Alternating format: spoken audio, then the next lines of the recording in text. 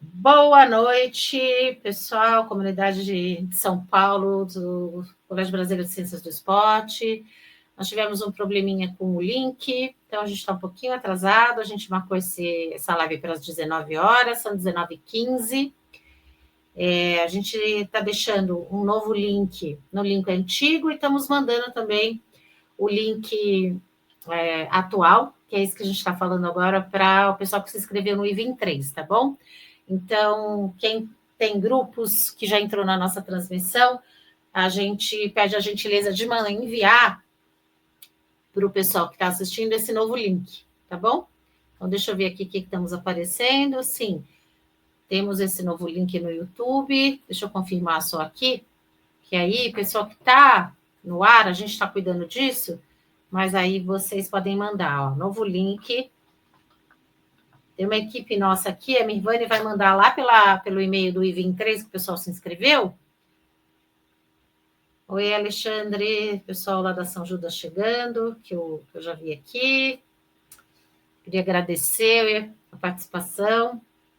Estamos aqui no dia 20 de março, com um momento muito especial aqui para esse grupo de pessoas que se uniu aí para representar a comunidade acadêmico-científica do CBCE aqui em São Paulo. Eu sou a atual secretária, então tenho essa missão aqui de abrir essa nossa live, trazer todo o pessoal que está compondo a chapa e depois apresentar o nosso convidado super especial de hoje, né, que vai falar de um tema que está nos inquietando bastante, que é esse projeto de militarização das escolas, de como que a educação física, né, vai nos ajudar a refletir aí como que a educação física se posiciona em relação a essa temática. Bom, então, para compor aqui comigo, eu vou fazer uma breve apresentação. Acho que vou esperar mais um pouquinho o pessoal chegar, que a gente entrou um pouquinho de atraso, tá? Então, eu estou acompanhando aqui um pouco quem que está já chegando junto, para que a gente possa dar mais uns 5 minutinhos para o pessoal chegando, tá bom? Por conta desse pequeno problema que a gente teve em relação ao link. Então, acho que vale a pena a gente esperar um pouquinho. Boa noite, estou vendo o pessoal chegando aqui. Deixa eu já colocar para transmitir aqui uma breve apresentação que a gente preparou. Opa! Para poder compartilhar com vocês um pouco dos objetivos que a gente tem aqui nessa nova gestão, tá bom?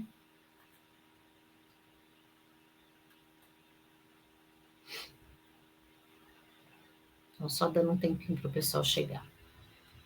Sexta-feira.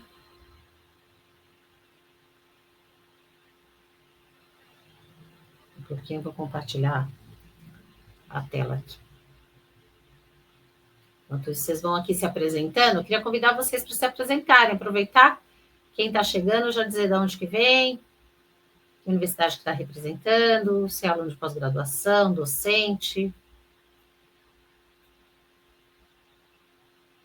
A gente vai entendendo um pouquinho como é que está nosso público aqui.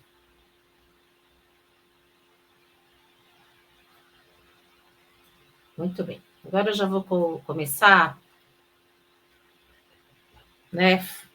Nós estamos aqui nessa noite para começar o nosso trabalho, quer dizer, nós já começamos esse trabalho, né, desde o ano passado, desde o processo de eleição, de representar essa comunidade científica da educação física e do esporte no estado de São Paulo, junto ao Colégio Brasileiro de Ciências do Esporte, com a nossa chapa que a gente denominou Democracia, Justiça e Valorização da Ciência para a Transformação da Realidade, o nosso compromisso político e acadêmico com a produção de conhecimento e com a valorização dessa produção para a transformação da sociedade, principalmente no combate às injustiças nessa instância de participação política que o CBCE tem como tradição, né?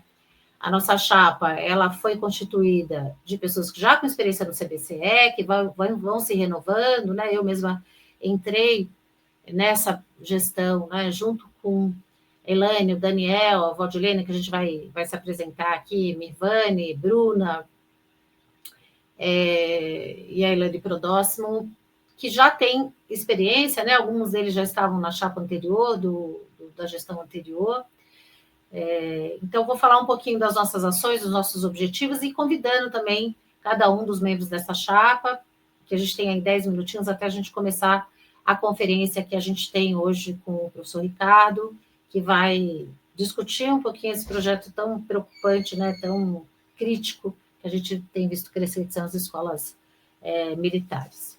Bom, então,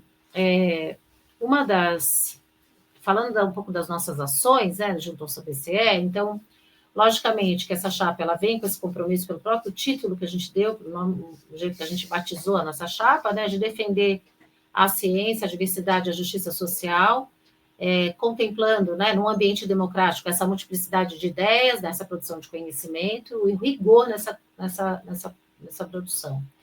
E, logicamente, como uma instância de defesa da ciência e de interlocução com os atores das ações políticas, pedagógicas, né, da intervenção profissional, a gente também está sempre olhando o que está acontecendo na política e trazendo nosso posicionamento por meio de notas de repúdio, de cartas, de toda uma articulação, né, com órgãos de governo, com representações da sociedade civil e com os próprios canais que o Colégio Brasileiro de Ciências do Esporte tem, para que a gente esteja unindo forças para fazer pressão em alguns pontos da política e dos acontecimentos da nossa sociedade que nos aflige.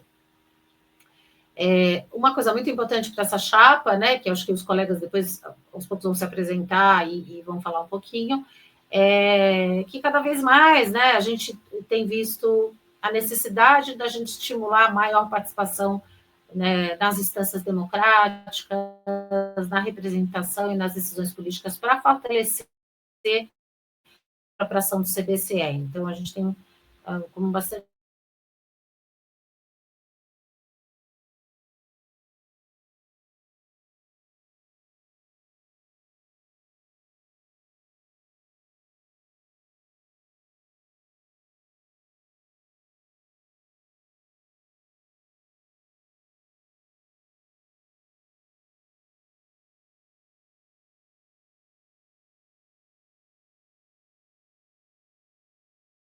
está participando, né, já da organização do regional, que vai acontecer em Lavras. A gente logo vai soltar as normas para o Congresso Estadual, que a gente vai realizar, junto com a Universidade de São Judas Tadeu, aqui em São Paulo, em junho.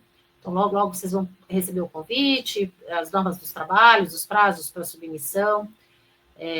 Então, tanto o regional como o estadual, que a gente já tem como vistas organizar, além de uma série de outras ações que a gente vai fazer ciclos de palestras. Então, acompanhe as nossas redes para vocês irem vendo um pouco o que a gente está programando aí para esse ano, tá? Outra ação também pretende fazer é conectar aí a nossa produção nos periódicos, né, que o CBCE também seja um catalisador, né, dessa produção científica bem posicionada criticamente.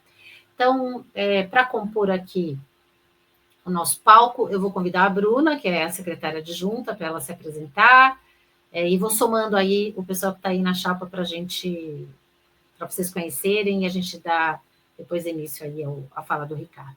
Obrigada, Bruna. Boa noite. Bem-vinda. Boa noite, Bel. Muito bom estar aqui com você. Saúdo aí a todos que estão nos ouvindo. Obrigado pela fala inicial, Bel, sempre muito gentil. Então, eu sou a Bruna Gabriela Marques, estou aí nessa gestão como secretária adjunta, mas a ideia é continuar um trabalho que estava na outra chapa, então a ideia é sempre pensar na possibilidade desse trabalho conjunto, né, com os meus colegas. Então, a ideia aqui é sempre somar. Então, de uma maneira geral, acho que é isso, né, que eu tenho a dizer. Vocês estão vendo aí uma breve apresentação aí. Acho que teremos outras oportunidades de dialogar também. Gostaria de ressaltar, né, um ponto que Bel apontou, mas que para nós é muito importante, que é essa comunicação, né, com os nossos associados. Então, vamos pensar em possibilidades de ampliar essa comunicação e, claro, né, pensar como podemos fazer ações mais participativas com vocês, ouvindo de fato a comunidade. Então, espero que tenhamos um evento excelente. Sejam bem-vindos novamente. Obrigada, Bruna. Eu acabei não me apresentando tão formalmente, né, mas a gente trabalha na Universidade de São Judas Tadeu, né, então estou na área aí há muitos anos, Meu foco de atuação é a formação de professores, e aí vou convidar agora o Daniel, que foi o secretário da última chapa, da última gestão, para ele, então, se apresentar e trazer as boas-vindas aí, nosso tesoureiro. Olá, pessoal. Então, boa noite para todas as pessoas. É um prazer continuar aqui na chapa do CBCE São Paulo. Fui secretário nos últimos 4 anos aí da Secretaria Estadual. Uma honra continuar aqui nesse processo com a Isabel como secretária e a Bruna como secretária adjunta. Eu sou professor do Instituto Federal de São Paulo e eu queria dar um recado, colocando que o CBCE foi muito importante para a minha formação, tanto científica quanto política. Então, o Colégio Brasileiro de Ciências do Esporte é uma instituição que tem mais de 40 anos. A gente tem tentado aqui em São Paulo fazer diversas ações e vamos tentar continuar, nessa chapa. A gente teve o Combraça aqui no ano passado, a Isabel falou dos eventos que a gente vai fazer esse ano, mas o mais importante é essa veia engajada para que a gente consiga combater essas políticas de desigualdade que estão cada vez mais presentes no Estado, como o nosso tema da palestra hoje das escolas cívico-militares, e convidamos a comunidade toda do CBCE a se engajar com a gente, a participar das ações, a produzir conosco as lives, as propostas. Espero que a gente tenha 2 anos aí de muito trabalho pela frente. Obrigado, Isabel. Obrigado, Bruno. Valeu, Daniel. Então, convido a Elaine Prodóximo, que é a nossa coordenadora científica. Boa noite a todas as pessoas presentes. É uma alegria muito grande estarmos aqui nesse momento, nessa cerimônia de posse, e junto com o nosso companheiro, nosso colega Ricardo, que vai fazer a fala na sequência. Da mesma forma que o Daniel, eu já estive na Secretaria Estadual do CBCE por 2 gestões, 2016 a 2018 e depois 2019 a 2021, no período da pandemia. Eu sou professora da FEF, Unicamp, eu coordeno o grupo de estudos escolar, que é exatamente que centra o meu objeto de estudo, que é a educação física no contexto da escola.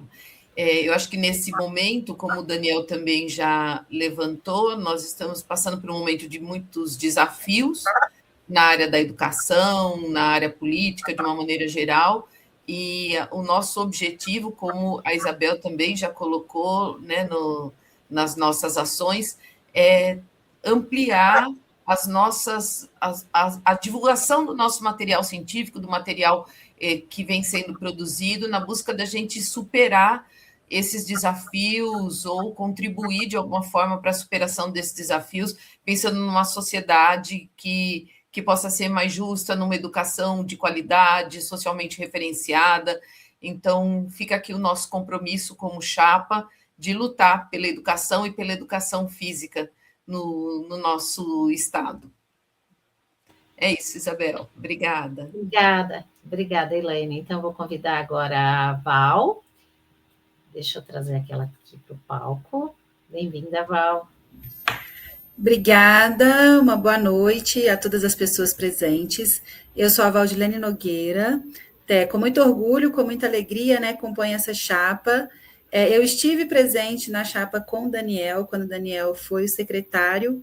Tive uma bebê, precisei sair, e agora minha neném com 2 anos, então foi uma honra receber o convite novamente, e espero poder contribuir para que a gente possa dialogar, trazer os professores e as professoras para o CBCE, que a gente consiga reconhecer a importância do Colégio Brasileiro de Ciências do Esporte, as suas lutas políticas, para uma educação de qualidade. Espero contribuir, bem-vindas e bom evento para nós, Boa palestra, uma boa gestão, Bel, muito sucesso, estaremos juntas. Para nós. Então, agora vamos trazer a Mirvânia, que é a nossa coordenadora de comunicação. Bem-vinda, Mirvânia, boa noite. A gente não está te ouvindo, acho que precisa ligar o microfone. Eu sou Mirvânia, professora da rede pública da Prefeitura Municipal de Santo André, atuando aqui também no Sindicato dos Servidores Públicos Municipais, É uma honra para mim, é a primeira vez, eu já participo como associada, né, do CBCE já há alguns anos, já participei de vários eventos, de vários combraces, e hoje, agora pela primeira vez, né, a convite dessa chapa, eu venho aqui para essa diretoria. A ideia é a gente divulgar mais o CBC em São Paulo, fazer compartilhamentos das nossas pesquisas, dos nossos estudos, das nossas reflexões, trazer essa discussão, né, como o Daniel disse, tanto política, pedagógica, mas política e científica também, para dentro do Estado, para que os professores se engajem mais nessa luta que a gente tem hoje no país, a nível mundial e a nível nacional também. E o CBCE é um local disso, é um local de pesquisa, é um local de compartilhamento, é um local de troca, e é um local onde a gente luta junto e age junto, constrói junto. E eu acho que essa é a intenção que a gente tem aqui, enquanto o CBCE de São Paulo, que é ampliar a participação de São Paulo a nível científica e de pesquisa e de reflexões críticas, políticas e progressistas nessa área da educação física. É um prazer estar aqui com vocês. Então, muito obrigada, Mirvane, e a todos pelas palavras, né? Acho que é um momento muito importante que a gente está simbolizando o início da nossa gestão, embora a gente, como eu já disse antes, já começou a trabalhar, né? Já temos feito várias reuniões desde o ano passado, e é uma alegria, né, poder começar essas ações assim formalmente aqui na nossa comunidade, para esse recurso online que a gente tem, que a gente consegue, né, nessa loucura de vida que a gente tem com esses horários, juntar as pessoas aí para refletir sobre essa temática das escolas militarizadas e começar a pensar um pouco na nossa ação. Então, acho que fica o convite para a participação do grupo que está aqui nos acompanhando no chat, né? Então, eu queria agradecer a participação de todos. Vou pedir para o pessoal, vou tirando o pessoal da sala e vou trazer o nosso conferencista, né, para a gente começar aí pontualmente um pouquinho de atraso ainda em relação ao horário que a gente tinha previsto, mas acho que estamos num ritmo bom aí, tá bom? Então, muito obrigada. Deixa eu me despedindo aqui aos pouquinhos, peraí, deixa eu só pegar os botões aqui do StreamYard para... Então, vou dar tchau primeiro para a Bruna, que foi a primeira que entrou. Tchau, Bruna, até mais tarde. Depois, Daniel, Elaine. Tchau, tchau, pessoal. Tchau, Val. Daqui a pouco vão estar nos acompanhando, né? Mas aqui na tela eu vou chamar o professor Ricardo Normanha. Deixa eu colocar ele aqui. Então, queria te agradecer mais uma vez, né, o aceite ao convite de participar dessa live. É um tema que a gente está muito preocupado, né, que a gente tem visto muitas ações, né, o crescimento dessas ações, principalmente no estado de São Paulo, nessa gestão atual, né, da Secretaria de Educação de São Paulo. Então, vou apresentar brevemente o professor Ricardo. Ele é doutor em Ciências Sociais pelo programa de doutorado da Universidade Estadual de Campinas, da Unicamp, é mestre em Educação da Faculdade de Educação da Unicamp, bacharel também em Sociologia e Ciências Políticas, também pela Unicamp, está fazendo, pesquisador de pós-doutorado e líder do grupo de estudos de pesquisas em diferenciação sociocultural, no Departamento de Educação da Faculdade da Unicamp também, né, a Faculdade de Educação da Unicamp, trabalhando como pesquisa sobre trabalho e educação. Então, ele também atua no Observatório de Tecnologias e Inteligência Artificial na Educação e discutindo sociologia da educação, sociologia do trabalho, as relações de trabalho no trabalho docente, nas políticas públicas. Então, agradeço mais uma vez, Ricardo. Convido, né, o pessoal, depois da fala do Ricardo, a gente vai ter um momento de debate, que é um momento assim, que vai ser muito rico para essas trocas, tá? Então, vou deixar vocês com o Ricardo. Vou adicionar sua apresentação e você comanda daí mesmo, tá, Ricardo? Tá bom, obrigado. Tá bom? Então, muito bem-vindo.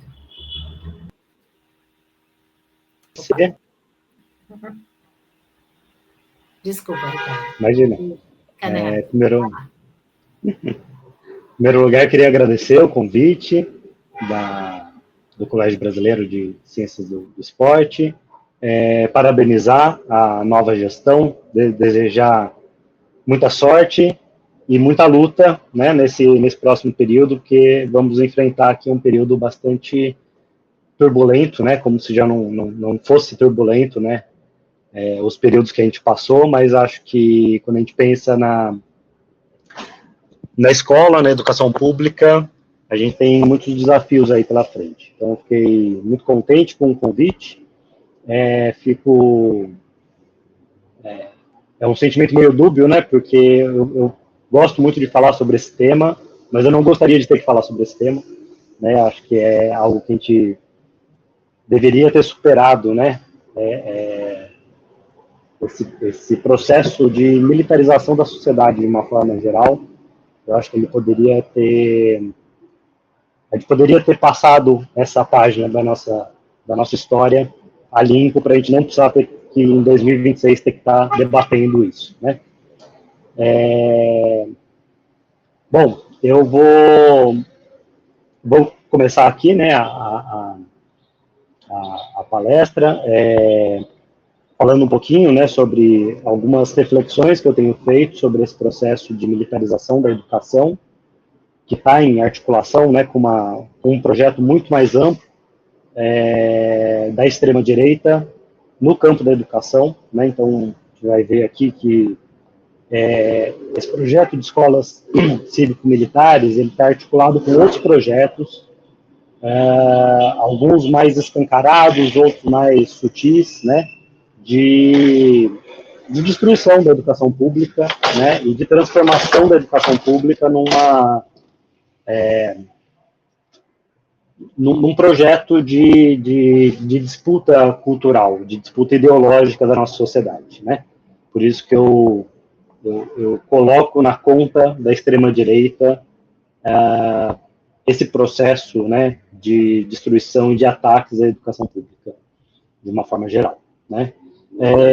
Eu usei como referência aqui, para pensar nessa apresentação, alguns textos, né, que saíram na mídia, né, nos últimos meses, nos últimos anos até, e algumas coisas que eu elaborei, inclusive em parceria com um grande amigo e também pesquisador, que é o Igor Figueiredo, que é um texto que saiu recentemente no blog da editora Boitempo, né, falando um pouco, né, sobre esse projeto de militarização, né. Bom, acho que uma coisa que é importante para a gente começar esse debate, né, é entender de onde vem, né, esse projeto das escolas cívico-militares, né.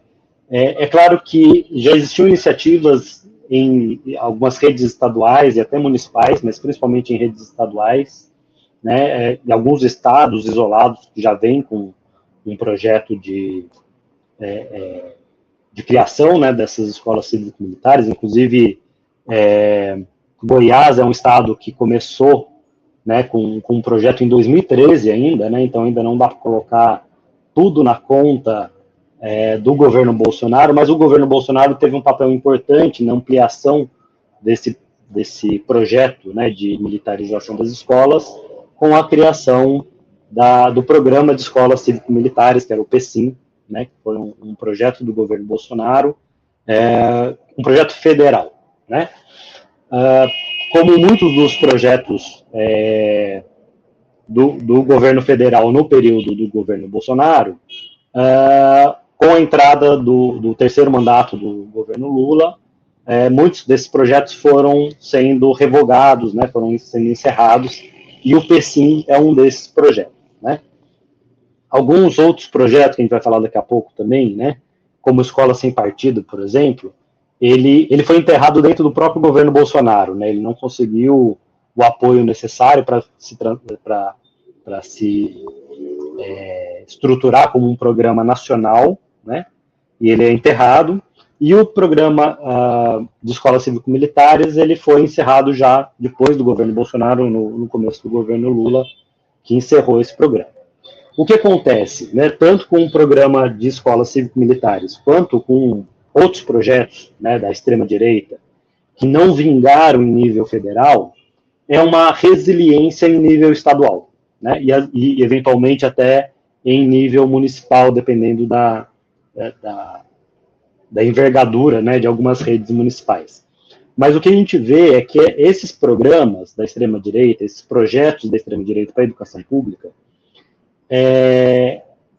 eles ganharam muita repercussão no governo Bolsonaro, né, como projetos federais, mas a gente pode até pensar, né, acho que pode especular, na verdade, que esse lançamento em nível federal de alguns projetos, como Escola Sem Partido, como o programa de escolas cívico-militares, eles poderiam até nem ter a intenção de se estruturar em nível federal, porque não precisava, né? O que estou querendo dizer é que lançar esses programas em nível federal servia de incentivo para que, no nível local, estadual especialmente, os governadores, né, os secretários de educação, alinhados com essa política da extrema-direita, com essa política conservadora, né, pudessem colocar em prática. Né? Em nível federal é muito mais difícil, porque tem uma correlação de forças, né, dentro do próprio Congresso Nacional, que impede, né, ou às vezes, eventualmente, até a atuação do próprio judiciário, que limita um pouco, né, ainda, né, dentro dos parâmetros constitucionais, limita, né, algumas atrocidades. Em nível estadual, isso era mais fácil de ser implementado. Então, a gente vê, né, isso acontecer com o projeto Escola Sem Partido, que em nível federal deixou de existir, mas em nível estadual ele se manifesta ou como um projeto mesmo, chamado Escola Sem Partido, ou com outros elementos, com outras políticas públicas voltadas para a educação com o mesmo caráter de censura, de limitação da liberdade pedagógica, liberdade de cátedra, né? Perseguição, vigilância e tal. Em relação às escolas cívico-militares, isso também acontece, né? Claro, já existiam projetos anteriores ao projeto, né, ao programa de nível federal, né, como é o caso de Goiás, que eu citei, mas o projeto de nível federal incentivou, né, e fomentou os estados a colocarem isso em prática. Né? Então, o Paraná teve um processo bem acelerado de implementação das escolas cívico-militares desde 2022, né, 2020, né, acho que mais 21 em diante, né, e aqui no estado de São Paulo, né, enfim, estou falando aqui, né, porque eu sou aqui do estado de São Paulo, a gente tem, com o governo Tarcísio, a implementação desse projeto. E ele se tornou um projeto, um pilar, né, que é um dos pilares que estruturam, né, esse projeto conservador, né, da extrema-direita nos estados, né. E ele é um projeto que ele, assim, né, articulado, né, com essas outras políticas voltadas para a educação, são projetos de disputa ideológica da sociedade, uma disputa por mentes, uma disputa por hegemonia cultural, né, na sociedade, né, e infelizmente eu acho que é uma disputa que o campo progressista, que o campo democrático, né, que as forças de esquerda estão perdendo, né. Eu acho que, claro, toda resistência é válida, é bem-vinda, é necessária, mas a gente precisa de mais força para fazer essa disputa ideológica, né. E aí, um outro elemento também que é importante, também para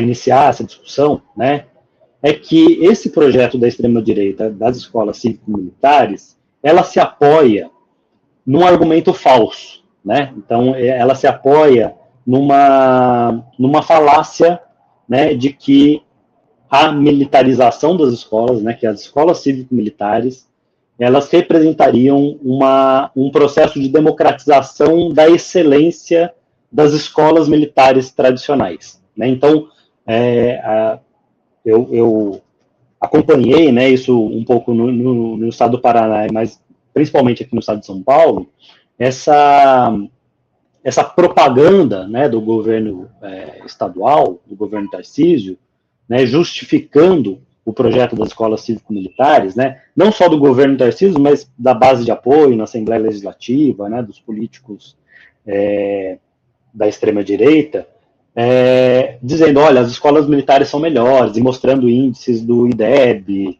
né, aprovação no Enem, aprovação em vestibular, falando que as escolas militares tinham um desempenho superior, né, às escolas tradicionais, vamos chamar assim, né.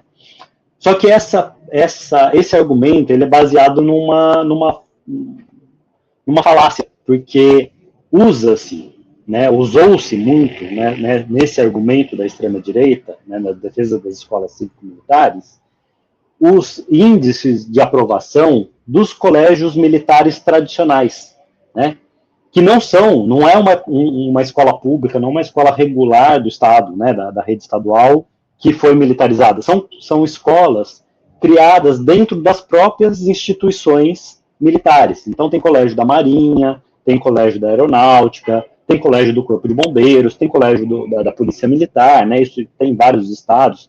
Eu acho que o estado do Rio de Janeiro é um estado que tem muito, né, desses colégios militares. Eles são colégios criados pela própria instituição militar, né, pela própria força, né, das forças de segurança, né, do Estado, e eles têm dotação orçamentária própria, né, eles não estão diretamente vinculados às secretarias de educação, né, eles passam por um processo de seleção dos alunos, né, são colégios principalmente voltados para os filhos, né, para os familiares dos militares, mas com um processo rigoroso, né, de seleção desses alunos, para já selecionar melhores alunos, para que esses colégios tenham melhores desempenho, certo? Ao passo que as escolas cívico-militares, ou seja, esse projeto da extrema-direita para a educação pública, não é o colégio militar tradicional. É um colégio, né, uma escola da rede pública estadual, que passa por um processo de militarização, ou seja, transfere para a Polícia Militar, né, que no caso de São Paulo esse vínculo é com a Polícia Militar, transfere para a Polícia Militar a administração dessas escolas, certo? A princípio, né, e o projeto aqui do Estado de São Paulo, das escolas cívico-militares, é a transferência apenas da gestão escolar, né, da gestão administrativa, não da gestão pedagógica. Então, teoricamente, pelo que está na lei, né, a militarização de uma escola significa transferir para a Polícia Militar a administração daquelas escolas, né.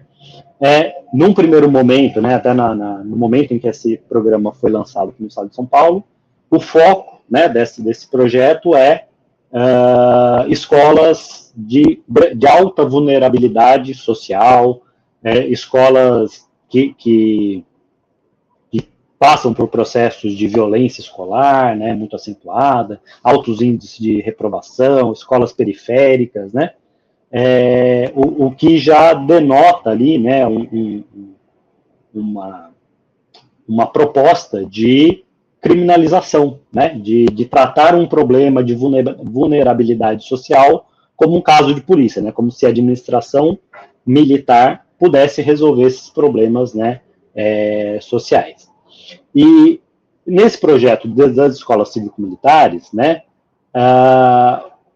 além de não ter a mesma dotação orçamentária que os colégios militares têm, né, os colégios militares tradicionais têm, ela ainda drena recursos da Secretaria de Educação para o pagamento, né, de auxílio, né, de salário para esses militares que vão compor aqui o corpo gestor dessas escolas, né. Então, a premissa, né, desse projeto, ela é fundamentada nessa falsa relação entre escolas militares e escolas cívico-militares, né. Então, vende uma propaganda, mas entrega outro produto, né, entrega outra realidade, né. Então, a gente vê que é uma falácia, né, essa democratização da excelência dos colégios militares, porque a dotação orçamentária não vai ser a mesma, não vai ter processo seletivo rigoroso de alunos, né? Não tem o mesmo projeto político e pedagógico dos colégios militares tradicionais, certo? É só uma gestão militarizada dos colégios públicos tradicionais, né? E a gente vê que, ao fim e ao cabo, esse projeto é um projeto de gestão da juventude, né? Principalmente da juventude pobre, né? Periférica, que passa a ser administrada por esse corpo de militares que assumem as funções administrativas das escolas. E aí a gente vê, né, esse projeto, ele foi, no estado de São Paulo, ele foi discutido, né, no ano passado, foi aprovado no ano passado, e ele começou a ser implementado esse ano, então esse ano que a gente viu, de fato, né, o que são, né, o que está sendo essas escolas cívico-militares, né, a implementação real disso, né. Os primeiros casos, as primeiras semanas de aula já mostraram uma série de problemas, né, uma série de questões, né. Acho que o estado de São Paulo ganhou repercussão, né, pela dimensão que o estado tem no país, né, mas acho que isso ajudou também a ver outras realidades de outros estados que já têm passado por um processo de militarização, né, já há algum tempo, como Paraná, o Ceará tem, Maranhão, Rio de Janeiro, enfim, né, acho que foi vindo à tona muita coisa que estava represada, né, desses colégios que já haviam, dessas escolas que já haviam passado por esse processo de militarização, né. E uma primeira coisa que a gente vê, né, é a presença de militares não só na administração, não só na parte burocrática da administração escolar, mas também dentro das salas de aula, né. Ganhou muita repercussão, né, um vídeo, né, que mostrava ali 2 policiais militares aposentados dentro de uma sala de aula, né, falando sobre disciplina e tal, inclusive cometendo vários erros de português, né, escrevendo na lousa palavras erradas e tal, e acho que isso ganhou, né, repercussão. Mais recentemente a gente teve casos, eu não vou lembrar exatamente onde foi, mas de uma escola que por conta de alguma questão de indisciplina, não era nem indisciplina, era uma questão de vestimenta, né, essas escolas cívico-militares, né, administradas por militares, elas passaram a exigir uma determinada vestimenta, um determinado uniforme, e teve um caso que ganhou repercussão também, porque foi filmado, isso foi amplamente divulgado pela mídia, principalmente pela mídia alternativa, obviamente, né, mas foi um caso de uma escola que o fato de alguns alunos não terem ido com a vestimenta adequada, né, os militares que administram a escola eles obrigaram os estudantes a pagar a flexão de braço no pátio da escola, enfim, né, bem a lógica, né, essa estética e esse modus operandi da caserna, né, dos militares, sendo transposto para a realidade das escolas públicas, né, para a juventude das periferias, né.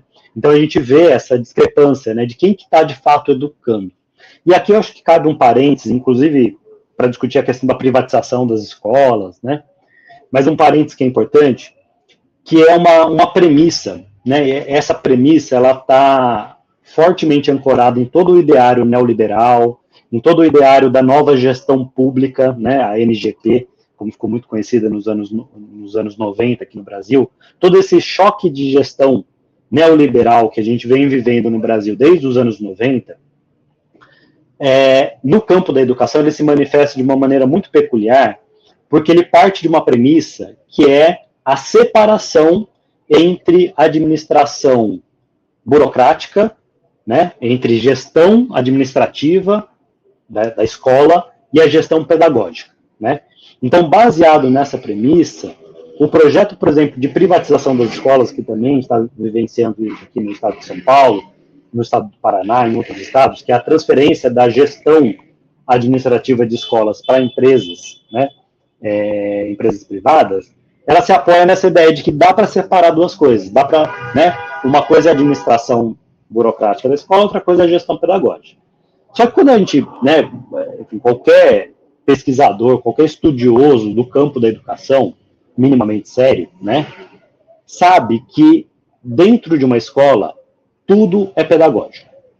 Tudo faz parte da esfera pedagógica, inclusive a parte administrativa, né? Ou seja, né, um outro caso que a gente teve aqui na prefeitura de São Paulo, né, no município de São Paulo, que foi a terceirização da merenda escolar. A terceirização da merenda escolar, ela parte dessa ideia, não, isso aqui é um serviço que não é um serviço pedagógico, né, não é uma atividade pedagógica que pode ser terceirizada. Só que quando a gente olha principalmente para as escolas do ensino fundamental 1, até da educação infantil, né, e principalmente na educação infantil, a alimentação, né, ela tem um componente pedagógico fundamental para a formação desses sujeitos, né, dessas crianças que estão aprendendo a viver em sociedade. Desenvolve habilidades motoras, de se servir, de conhecer os alimentos, de experimentar, né? Enfim, então a alimentação, né, parece uma coisa meio excêntrica aqui, né? Mas a alimentação numa escola, especialmente nas escolas de ensino fundamental 1 e educação infantil, a alimentação é extremamente pedagógica. E aí quando você substitui essa alimentação feita pelas merendeiras da escola, em que as professoras, né, e as crianças participam do processo de servir e tudo mais, você transfere isso para a iniciativa privada, a forma de servir o alimento é diferente, né? Então a gente viu aqui no município, né, de São Paulo, na cidade de São Paulo, quando se terceirizou a merenda, as escolas que antes as crianças serviam, aprendiam ali o quanto que elas queriam, né? É uma forma de autoconhecimento, de conhecer o próprio corpo, né? De interagir, né, com as outras crianças e tal. Esse momento da alimentação foi substituído pela entrega de um prato feito, né, um prato pronto. O mesmo prato para todas as crianças. Então, a criança que come menos, a criança que come mais, recebe o mesmo prato, né? Então, você retira, né, esse momento importante da formação dos indivíduos, né, quando você transfere isso para uma administração terceirizada. Isso vale para todas as outras esferas, né? Então, quando a gente fala que uma escola passa a ser administrada por policiais militares, né, mesmo que os policiais militares não entrem na sala de aula, né, que a gente já viu que não foi isso que aconteceu, eles entram, né, eles entram na questão do disciplinamento, entra para dar aula, né, para ter uma interação teoricamente pedagógica com os alunos, né? Mas mesmo que não entrasse, a gestão de um espaço escolar é uma gestão pedagógica. E ela precisa ser feita por profissionais com formação para isso, né? Com uma formação pedagógica, né? E o que a gente está vendo é essa discrepância entre monitores, que são policiais aposentados, né? E os professores que vão perdendo espaço dentro da escola. Então, eu acho que isso tem uma dimensão muito importante e reverbera também, né, nos outros programas, né, nos outros projetos da extrema-direita para a educação, né? Fora a questão da drenagem, né, da questão de direcionamento de recursos, né? Um monitor, né, esse policial aposentado, que assume ali essa função de monitor escolar dentro de uma escola cívico-militar, ele ganha uma diária que pode acumular até R$6 mil por mês, né? Esses R$6 mil só para ele fazer a monitoria, dependendo da carga horária dele, é claro, né? Só que esses R$6 mil é acrescido da aposentadoria dele. E enquanto um professor do chão de escola, né, vai ganhar o piso salarial, né, vai ganhar ali os seus vencimentos tradicionais sem nenhum acréscimo, tá certo? Muitas vezes abaixo desses R$6 mil que o monitor ganha, né? Sem contar toda a precarização do trabalho docente na rede estadual, né, de vários estados, mas aqui do estado de São Paulo principalmente, que é os professores que não são efetivos, né, os professores que são contratados, categoria O, né, que a gente conhece bastante aqui no estado de São Paulo, que são esses professores com vínculo temporário, com vínculo precário, né, com rendimentos menores, né, só para ter uma ideia, um professor categoria O, que, porventura, consiga uma carga horária de 40 horas semanais, porque também é difícil, né, ele vai ter um rendimento mensal de menos de R$6 mil, é 5 mil e alguma coisa, certo? Essas 40 horas semanais desse professor contratado é a grande parte dela é dentro de sala de aula. Então, sei lá, uma proporção assim de 40 horas semanais de trabalho, 32 horas ele está dentro de sala de aula. As outras 8 horas é reunião, preparação de aula e tal, que a gente sabe que é sempre insuficiente. Então, um professor categoria O, ele certamente trabalha mais do que 40 horas semanais, efetivamente, e vai ganhar menos do que esse policial aposentado que exerce essa função de monitor sem uma formação adequada para isso.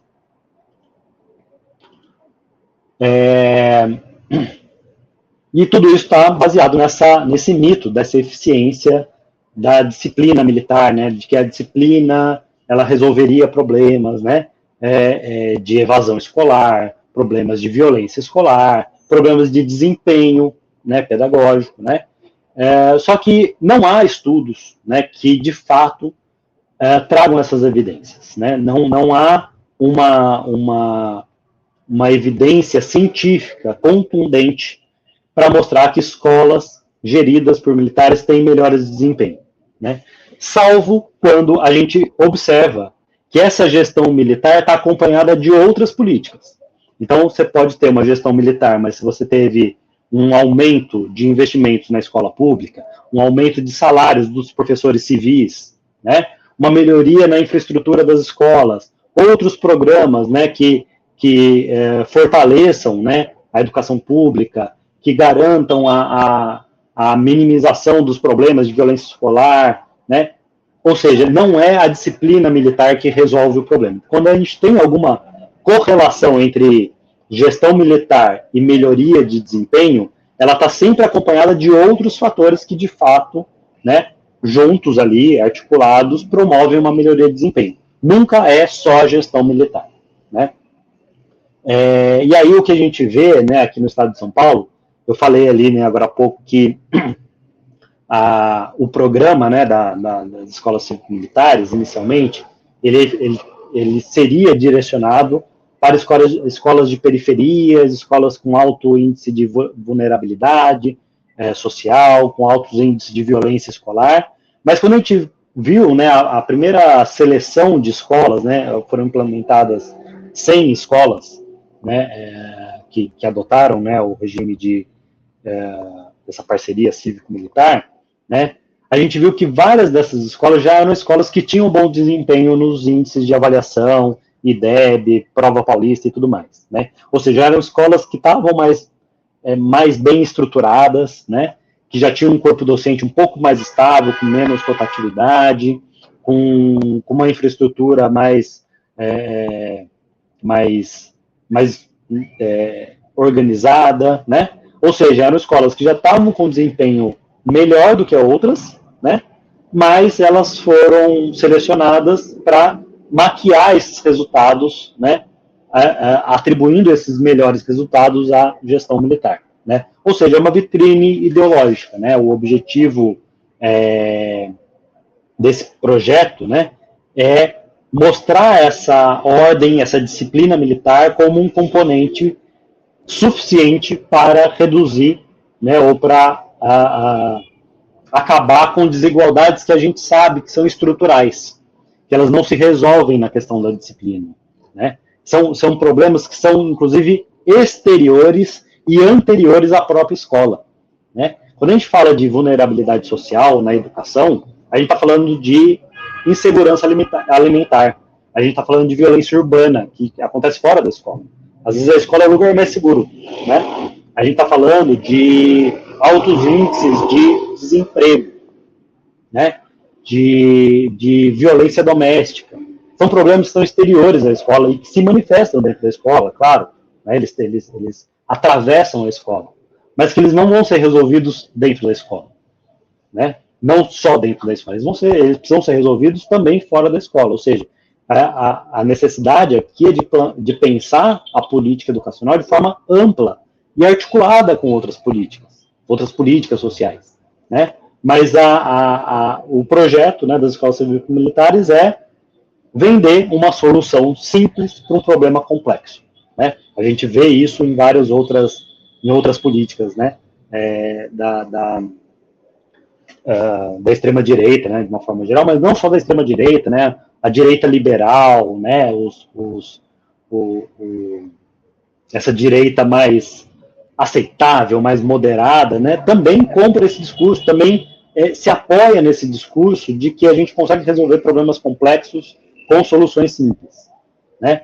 É a plataforma digital, é a digitalização, é a privatização, é a militarização, ou seja, tudo parece ser resolvido de uma forma simples, né? E a gente sabe que, ao fim e ao cabo, isso não vai ser resolvido, né?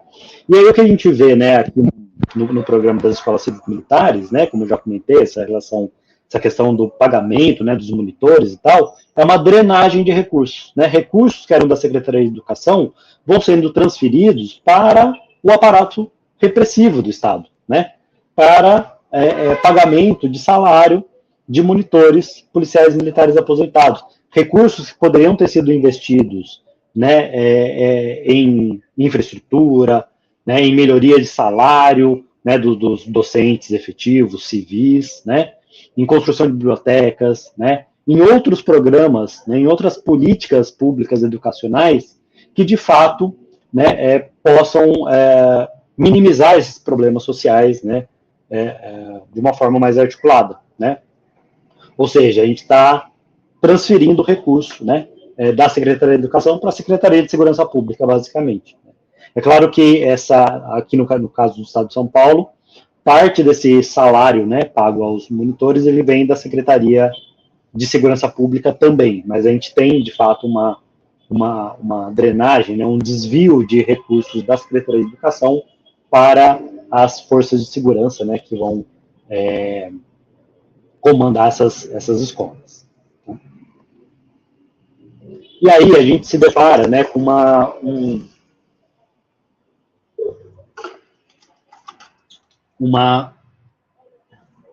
um confronto, né, de duas perspectivas relacionadas à educação, né? Isso tem uma discussão dentro da sociologia da educação, desde do Émile Durkheim, né, que é o fundador da sociologia, lá no século XIX, na França, né, que as suas primeiras reflexões do Émile Durkheim são reflexões relacionadas à educação, né, o papel da educação na formação das novas gerações. Então, para o Émile Durkheim, né, desculpa ficar falando aqui de autores, tal, da sociologia, mas só para a gente entender aqui o que a gente está discutindo, né, mas para o Émile Durkheim, a escola, a educação, ela cumpre um papel muito importante de transmissão de valores, costumes, formas de agir, pensar e de sentir das gerações mais velhas para as gerações mais novas, né? Essa é a função da educação na sociedade capitalista, industrial, tal. Ele está observando isso, né? Mas quando a gente vai para uma perspectiva mais crítica em relação à educação, né, o Durkheim ele tinha um caráter bastante conservador, né? Mas quando a gente vai para uma perspectiva crítica, a gente continua vendo a escola como uma formação de novos indivíduos para a sociedade.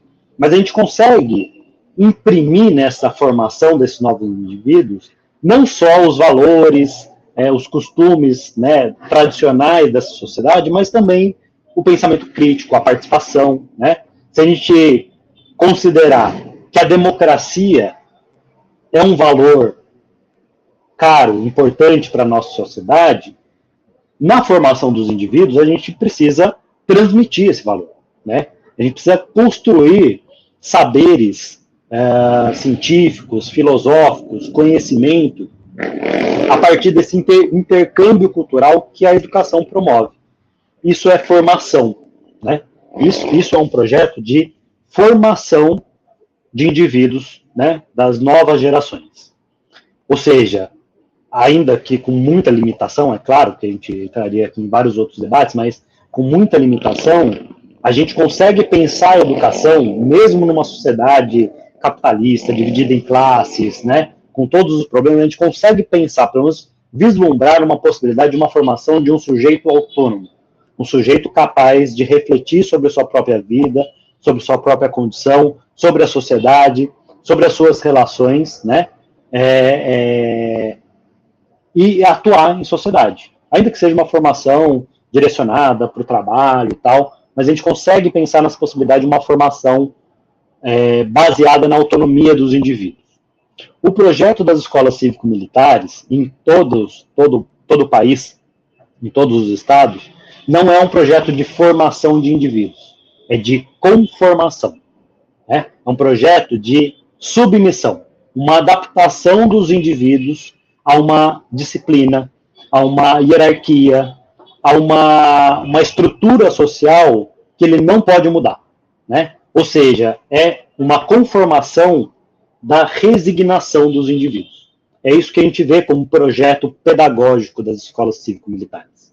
Ou seja, trata-se de um disciplinamento, né, de uma conformação de corpos e mentes dóceis, né, ou seja, um disciplinamento da juventude para que ela seja facilmente adaptável para um mercado de trabalho cada vez mais precário, cada vez mais flexível, cada vez mais, que exige cada vez mais dos indivíduos não conhecimento, não qualificação, mas habilidades, competências que ele sabe utilizar, que ele possa, né, mobilizar na hora de procurar um emprego, na hora de empreender. Né, a ideia do empreendedorismo é muito forte na educação brasileira, desde os anos 90, essa ideia de que ele precisa se virar, né?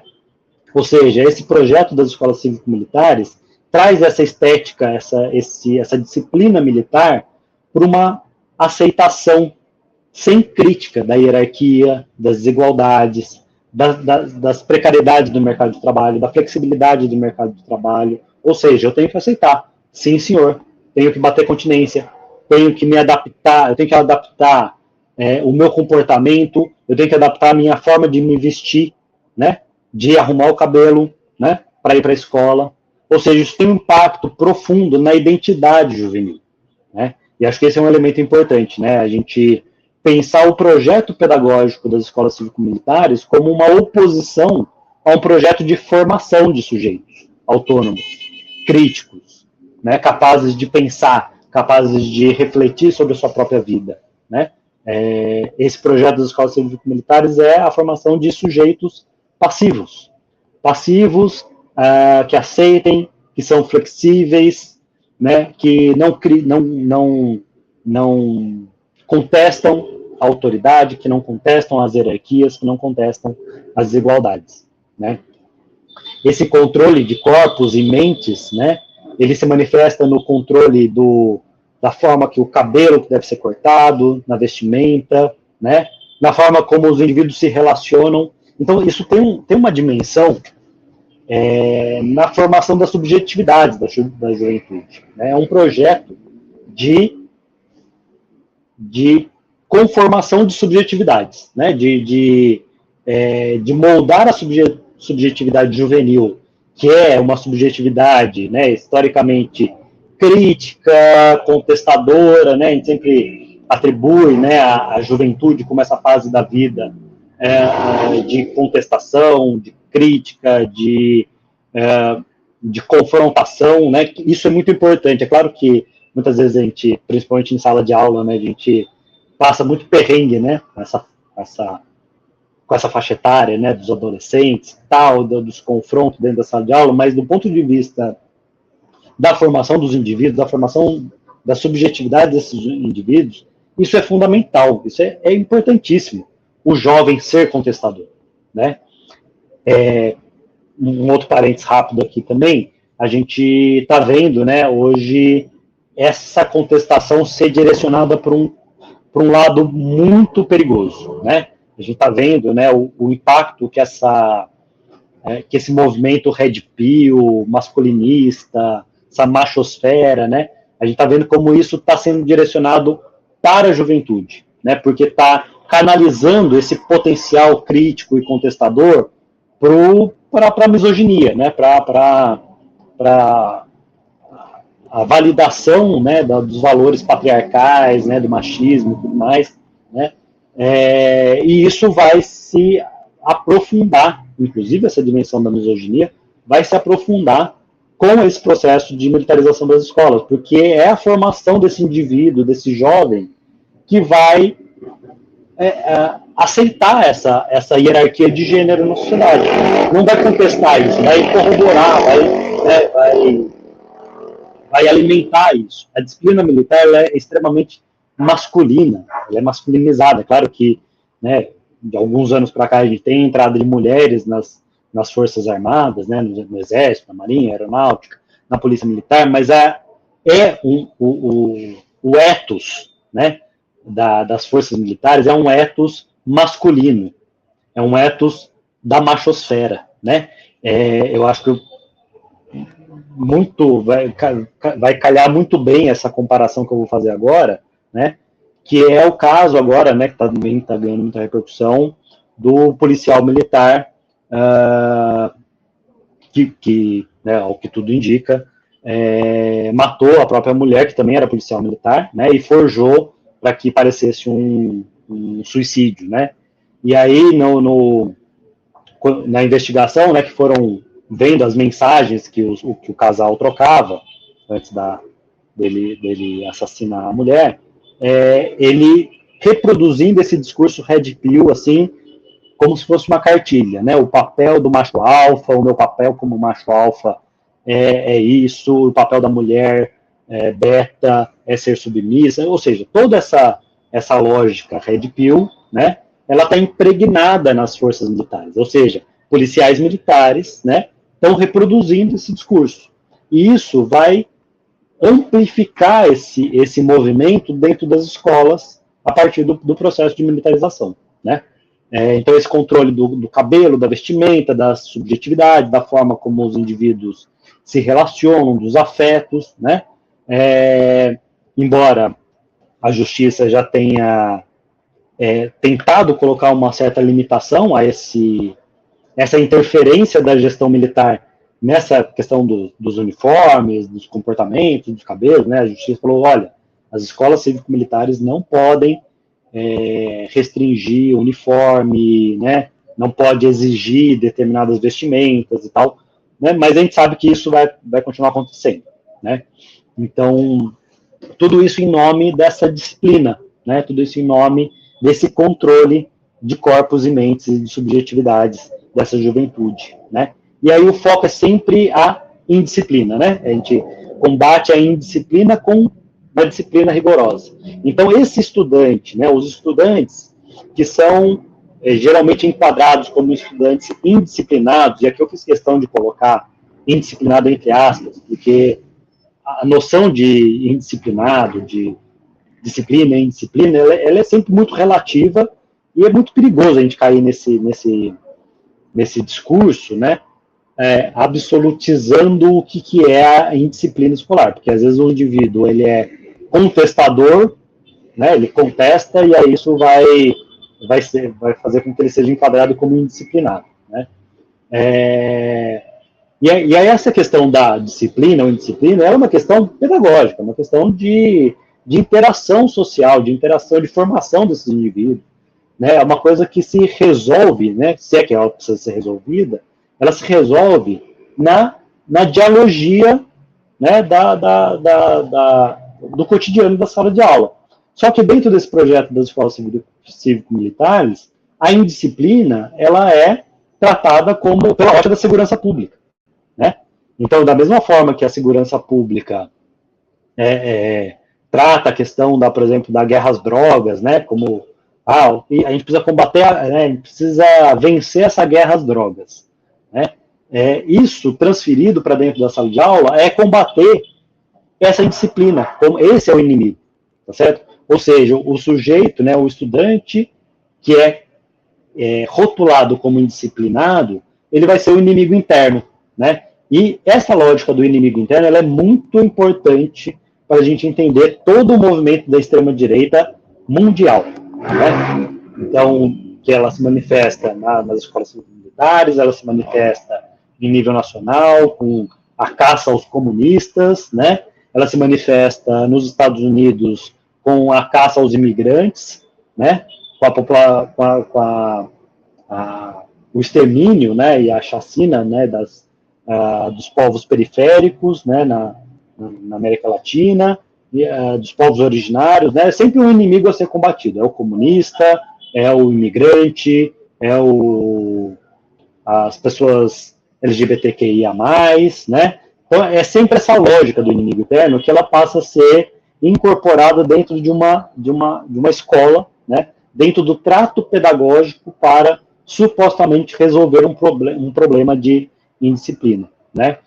Sem contar que essa gestão militarizada das escolas, ela serve também como uma barreira, né, para silenciar, né, silenciar esses corpos, silenciar essa juventude, silenciar a comunidade escolar, né? Ela fere princípios da gestão democrática, né, que também está previsto na Constituição, está previsto na LDB, né, da gestão democrática das escolas, certo? Ou seja, o poder militar dentro da escola ele vai se sobrepor a qualquer outro poder. O poder dos professores, dos estudantes, dos pais, da comunidade escolar, do entorno, né? Tudo isso vai sucumbir ao poder militar. Isso vai ser um problema enorme, inclusive, quando a gente precisar investigar denúncias de assédio. E a gente já viu que em várias escolas cívico-militares do país todo, né, surgiram denúncias de assédio sexual, assédio moral, cometido por gestores militares contra professores e contra estudantes, principalmente. Né? E tudo isso serve como uma privatização simbólica do espaço público. Né? O espaço público é pensado amplamente, né? Uma apropriação privada, né? Porque, embora as forças militares sejam forças públicas, né, elas obedecem a uma lógica privada, uma lógica interna, né? E aí, quando a gente transfere, né, o espaço público para a gestão militar, a gente vê uma privatização, porque é uma lógica privada das Forças Armadas que passa a ser incorporada. E aqui tem uma contribuição de um sociólogo, que é o Décio Sais, né? Foi professor da Unicamp, inclusive, né? Que ele não discute a questão da militarização das escolas, mas ele discute a relação das classes médias brasileiras com as escolas públicas, né? E ele fala dessa posição ambígua, né? Às vezes até um pouco contraditória das classes médias em relação à escola pública, como uma forma de distinção social, né? O que ele está discutindo isso lá nos anos 90, né? Ele fala assim, a classe média ela cumpre um papel muito importante de valorização da escola pública, porque a classe média ela está sempre transitando ali, né? Se ela tem um poder aquisitivo um pouco melhor, ela tira os filhos da escola pública e põe na escola particular. Mas na primeira crise, os filhos voltam todos para a escola pública. Então, de certa forma, as classes médias, né, esses estratos medianos da sociedade brasileira, que não são os ricos, né, não são os proprietários, não é a burguesia, mas também não é o trabalhador ali mais precarizado, né? Essa classe média, profissionais liberais, que estão sempre nessa condição um pouco, um tanto instável, né, dentro da pirâmide social brasileira, né? Essa classe média, ela precisa da escola pública, então ela precisa valorizar a escola pública. Mas ao valorizar a escola pública, né, mesmo quando os seus filhos estão na escola pública, ela atua também no sentido de criminalizar ou de diminuir, né, o valor de uma cultura da periferia, da cultura das classes mais pobres. Ou seja, o Décio Sais ele é um sociólogo marxista, mas que faz um diálogo muito profundo com Pierre Bourdieu, né, que é um sociólogo francês, que vai falar da distinção social, da questão do capital cultural, né, que é aquela ideia de que a escola ela valoriza um determinado tipo de conhecimento, um determinado tipo de cultura, né, que é uma cultura das classes médias e da elite, tá certo? No caso brasileiro, né, principalmente das classes médias, né, e é uma cultura periférica, uma cultura popular, é sempre criminalizada, é sempre deixada de lado, é marginalizada. Então, quando a classe média defende a escola pública, né, busca essa valorização da escola pública, não faz isso para, de fato, democratizar a escola pública, para que seja uma escola pública de qualidade para todos. Mas é porque dentro da escola pública, aqueles indivíduos da classe média eles vão conseguir se destacar dos demais. a classe média, né, essa é uma reflexão que o Décio Sais faz, é que a classe média brasileira ela tem sempre essa necessidade de se destacar, de se diferenciar dos mais pobres, né? Então coloca muro em volta da casa, ela coloca vai morar em condomínio, né? Paga uma escola privada, né? Uma escola particular mesmo que barata, mas coloca porque ela precisa se diferenciar, ela precisa mostrar que ela não é pobre, tá certo? E isso vai ter uma repercussão também no desenrolar desse projeto das escolas cívico-militares.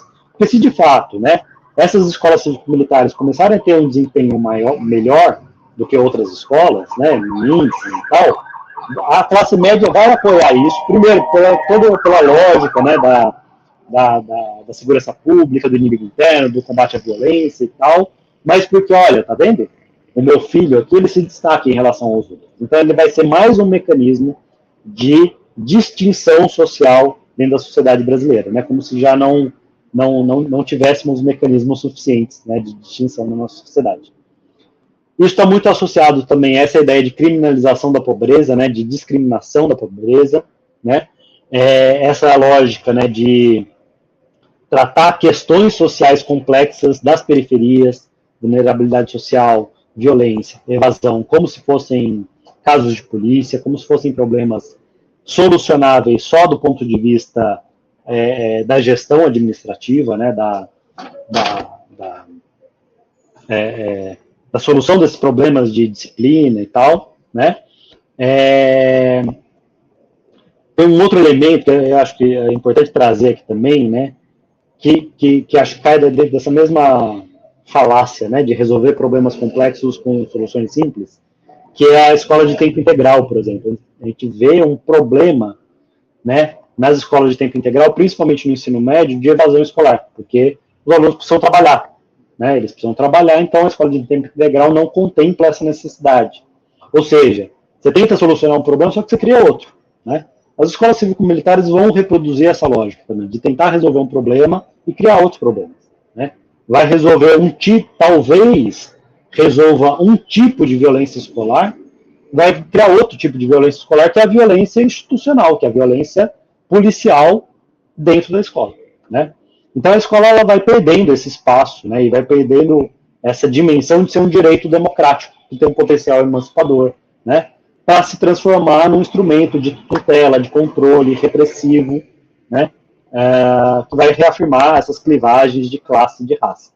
A gente sabe como a polícia brasileira, como a polícia militar brasileira, de uma forma geral, no estado de São Paulo, isso é muito, muito forte. A gente sabe como a polícia militar é racista.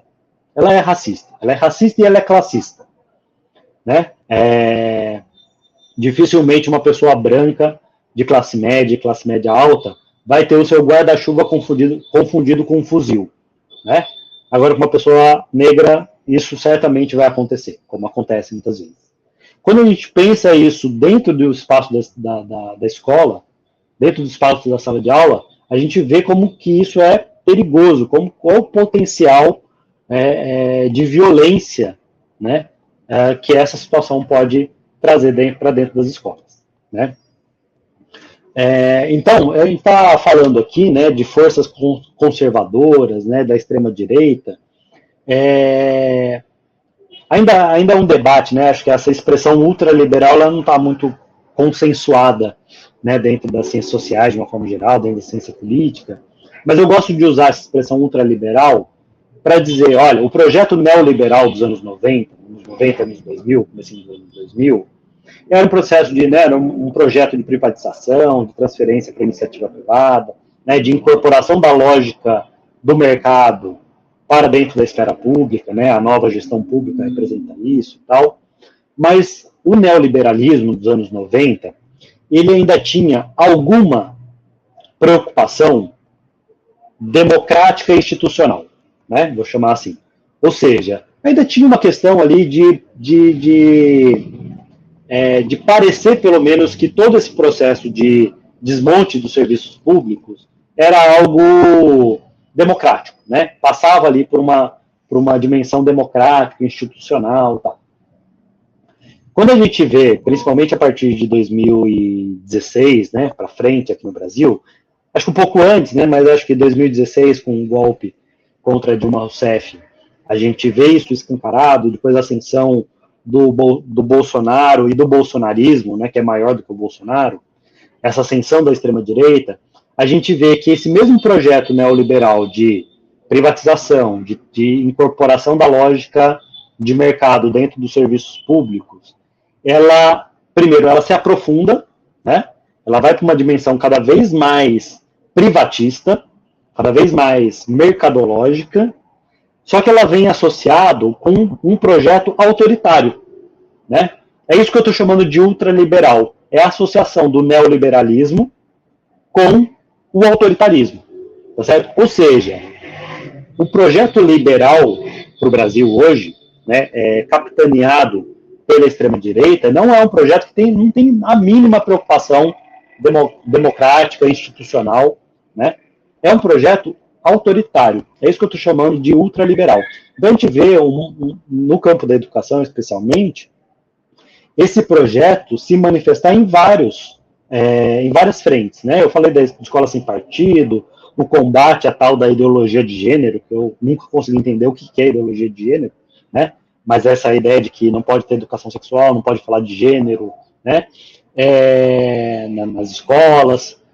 Tanto é, gente, que isso é muito importante. O PNE, o Plano Nacional de Educação, aboliu a palavra gênero de todo o PNE. Tamanha é a força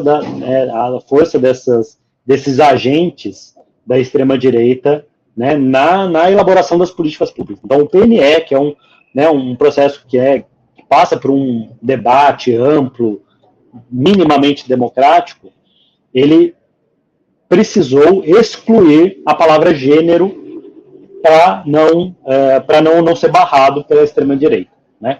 Mas isso se manifesta também no processo da militarização, do controle de corpos e mentes, no projeto de privatização, né? A gente viu aqui no estado de São Paulo escolas sendo leiloadas na Bolsa de Valores, né? É muito simbólico isso, né? O Tarcísio martelando com muita virilidade, né? Afinal de contas, ele também é um elemento da machosfera militar, né? Não pode esquecer que o Tarcísio é militar, né? Mas martelando ali com muita virulência, né? O coisinha lá da Bolsa de Valores na privatização de escolas, gente. Escolas sendo transferidas para empresas que administram cemitérios, rodovias, que não tem nenhum vínculo com a educação. A gente vê isso também no processo que a gente chama, né, genericamente aqui, de plataformização ou de digitalização, que é uma entrada perniciosa de empresas de tecnologia, especialmente as big techs, mas não só as big techs, também empresas menores, startups, de educação, que estão entrando no sistema público, nos sistemas públicos de ensino do Brasil todo, vendendo material didático, vendendo apostila digital, vendendo plataforma de ensino, né? Que isso tem um componente muito importante no controle do trabalho docente, porque o trabalho docente passa a ser balizado pelo material digital, pelas plataformas, né? A gente vê esse ataque ultraliberal também se manifestando no arroxo salarial, no corte de verbas para a educação. Só aqui no estado de São Paulo, a gente teve uma redução de 10 bilhões de reais do orçamento da Secretaria da Educação, né? Ao mesmo tempo que a gente tem privatização, transferência de recursos para as escolas cívico-militares, né? Precarização de contratos. A gente teve, no começo do ano letivo aqui em São Paulo, a demissão de cerca de 40 mil professores da rede estadual, categoria O, né, contratados, que não conseguiram atribuir aulas, né, por conta das avaliações e tudo mais. Ou seja, a educação pública no Brasil, ela está sob ataque. E não é um ataque pontual, né, não é um ataque eventual, é uma blitzkrieg, né? Blitzkrieg é aquela expressão, né, usada para falar dos ataques simultâneos, né, durante a Segunda Guerra Mundial, por todas as frentes, né? Então, eram ataques ali que deixavam os adversários sem reação, porque ele começava a se defender de um lado, tomava de outro e tal. Eu fiz um levantamento em 2024, eu fiz um levantamento do posicionamento da POSP, né, no primeiro semestre. Eu peguei só esse escopo aí de 6 meses, primeiro semestre de 2024, para ver como que a POSP estava se posicionando publicamente por meio dos seus boletins, jornais, das suas redes sociais. É impressionante como a cada semana a POSP precisava, né, o sindicato precisava se posicionar contra um ataque novo. Então era a atribuição de aula, depois era a falta de convocação dos professores concursados, depois era a questão salarial, depois era a plataforma digital, depois era o projeto de escola cívico-militar, depois era o leilão das escolas, depois era a questão salarial de novo. Ou seja, era assim, semana a semana, uma pauta nova para ser combatida. Isso, do ponto de vista da organização de classe, da organização da categoria, é desesperador, porque a categoria não consegue se articular diante de tantos ataques. É muita coisa para dar resposta, né? Então, é uma verdadeira blitzkrieg, né, contra a educação. Eu estou tomando esse termo emprestado de um artigo escrito pela professora Nora Krautsky, da Faculdade de Educação da Unicamp, que ela usa essa expressão, né, a blitzkrieg contra a educação, para falar desses múltiplos ataques que a gente vai vendo na educação pública, né?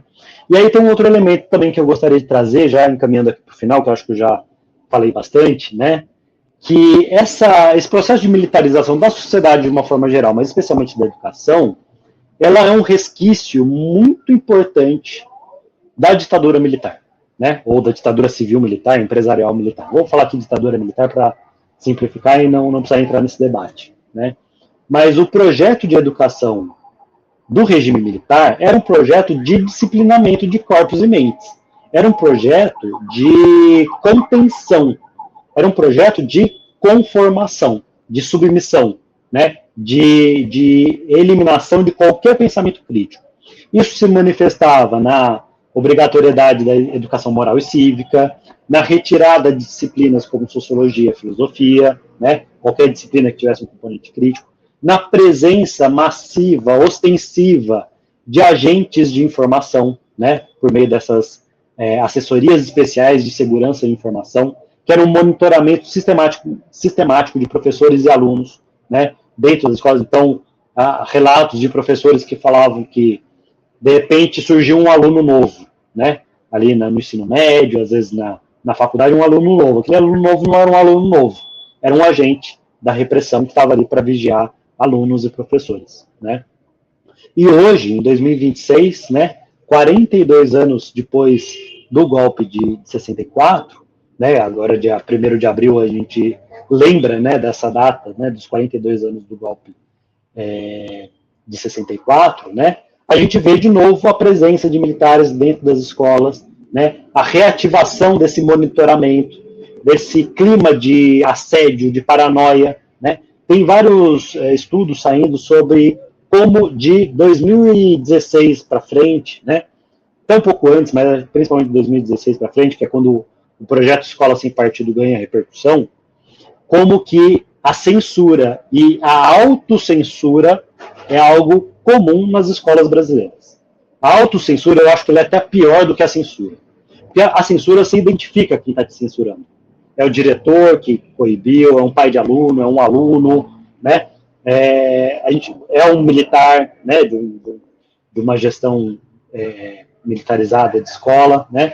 Mas a autocensura, ela é muito pior, porque é o processo de subjetivação desse cerceamento do pensamento crítico. E é isso que a gente está vivendo agora, né?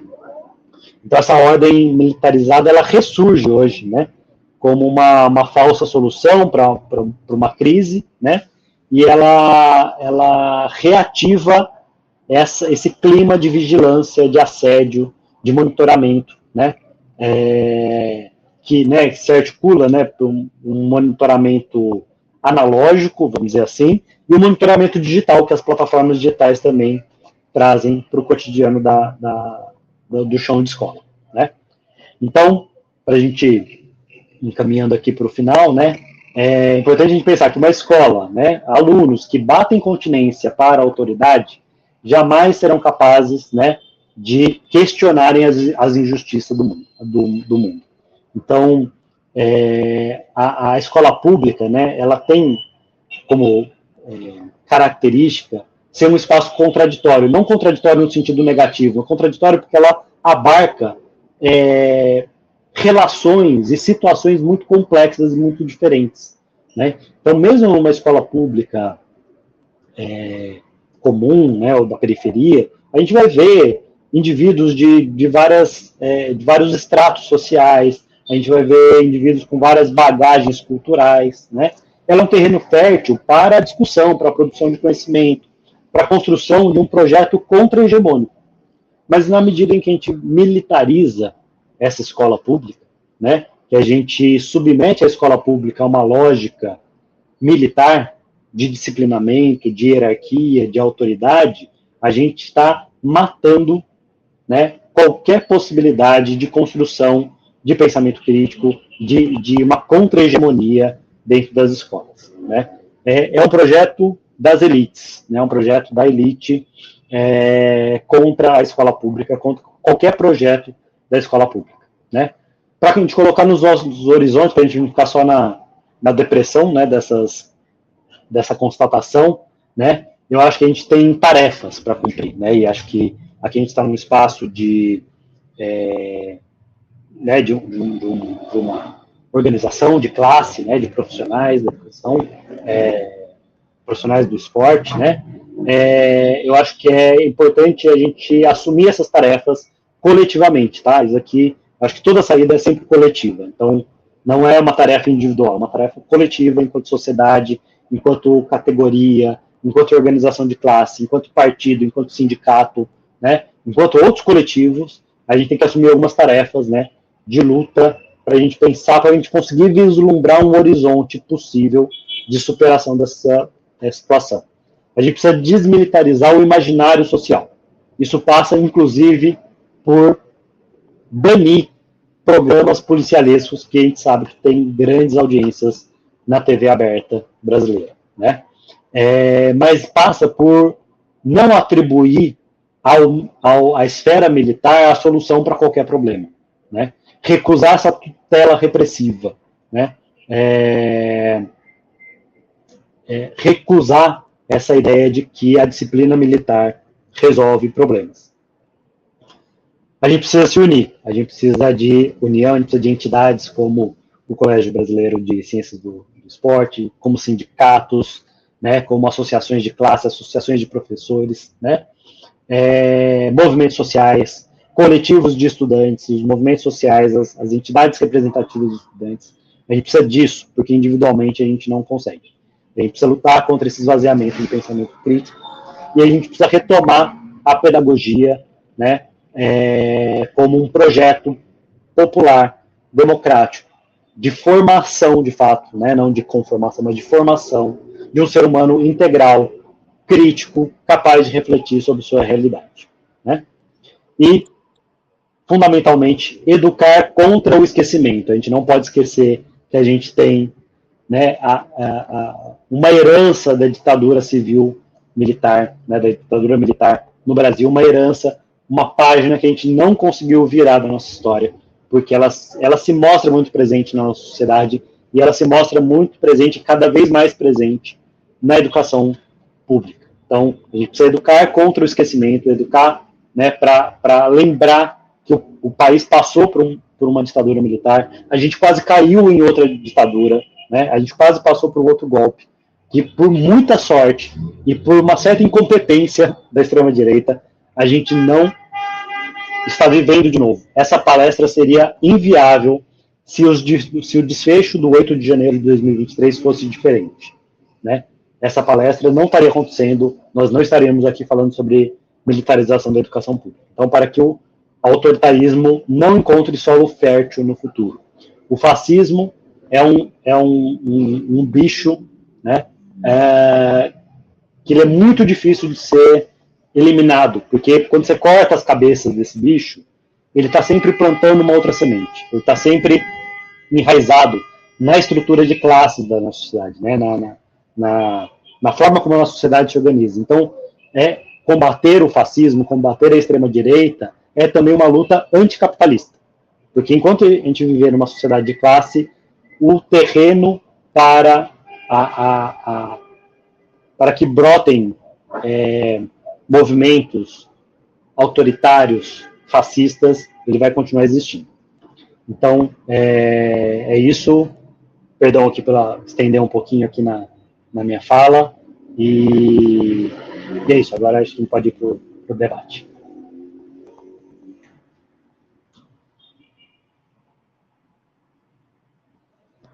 Não sei se seu microfone está desligado, mas não estou te ouvindo. Sim. Eu entrei com o microfone desligado, acho que ele desligou e eu esqueci de ligar. Bom, pessoal, agradecer mais uma vez ao Ricardo, acho que ele nos provoca bastante, né? A gente publicou, enquanto Secretaria Estadual de São Paulo, uma nota de repúdio a esse projeto da militarização das escolas do Estado de São Paulo. Temos algumas perguntas, né, e comentários também aí no chat do YouTube, que vão falar de algo que me preocupa bastante, que você já trouxe um pouco na sua fala, mas eu queria que você amplificasse, né? Depois eu vou projetar aqui algumas perguntas e convidar o Daniel, que ele também trouxe vários pontos de debate aqui para entrar com a gente. Mas eu queria que você falasse um pouquinho mais, Ricardo, começando aí nosso debate, né? Sobre como é que esse projeto ele se soma aos ataques constantes à profissionalidade docente, né? Porque quando você coloca, não só dos docentes em si, mas de todos os profissionais da educação, porque você coloca um monitor para supostamente controlar, né, a disciplina e fazer ações que disse, não, ele não vai dar aula, mas não se entende isso como currículo, né? Como educação. Você está desvalorizando a própria capacidade dos profissionais de educação de mediarem questões relacionadas ao convívio, né? Enfim, então, como é que isso se soma, né? Como é que você tem visto, assim, reverberar? Como é que esse projeto de militarização, ele se soma a esses ataques e a desvalorização da profissionalidade dos profissionais da educação? Eu acho muito interessante isso, porque o meu tema de pesquisa, né, no meu pós-doutorado, é justamente o impacto das plataformas digitais no trabalho docente. Minha proposta não era discutir militarização, mas enfim, as coisas aparecem e a gente tem que discutir porque elas estão interligadas, né? Então, o que a gente está vendo, eu acho que todos esses elementos, né, que eu trouxe um pouco e que você traz aqui na sua questão, todos esses elementos, eles têm um foco muito específico, né, além do controle, disciplinamento de corpos e tal, que é o trabalho docente, é esvaziar o trabalho docente. Então, a gente está vendo há décadas, né?